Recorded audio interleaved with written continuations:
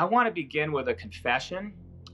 The first time I heard about Infinite Country, I wasn't paying attention.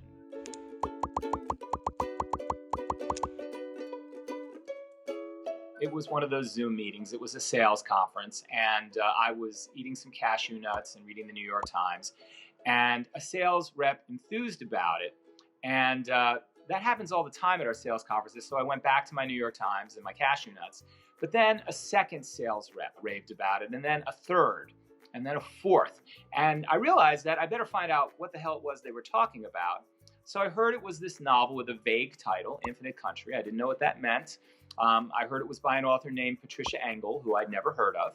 And I made a point to actually look at it over the weekend. I figured I'd read it for 20 minutes and then be on to the next thing. Well, I started reading it, and I was hooked from the beginning. And then I was ultimately so immersed that I didn't want to read anything else. And by the end, I was blown away by it. It has original phrasing, beautiful language. It has characters you can relate to, even though they're from a completely different world. In this case, they're undocumented immigrants who've come to the United States from Colombia, and they're separated for years from each other. There are big things that happen in this novel, things that I wouldn't have expected. And she made me believe that I really was in the lives of these people. It is extraordinary, and it will make you feel connected to other people in a completely different and revelatory way. The next author I want to tell you about, we have been very happy to publish for 35 years, and his name is Walter Isaacson. He is a beloved,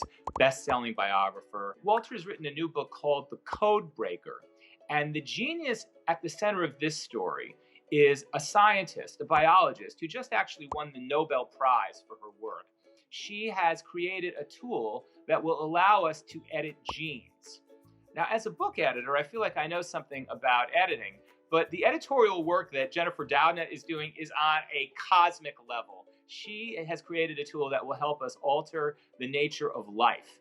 And it also presents great ethical questions and challenges. Whenever I read a book by Walter Isaacson, I feel as if I'm in the presence of the world's most entertaining and convivial dinner companion. Wherever Walter goes, as a reader, I want to follow him. And in this book, The Code Breaker, he takes us to the frontiers of science, including the quest for the cure and the treatment and the vaccine for COVID-19, because Jennifer Doudna even had a role in that.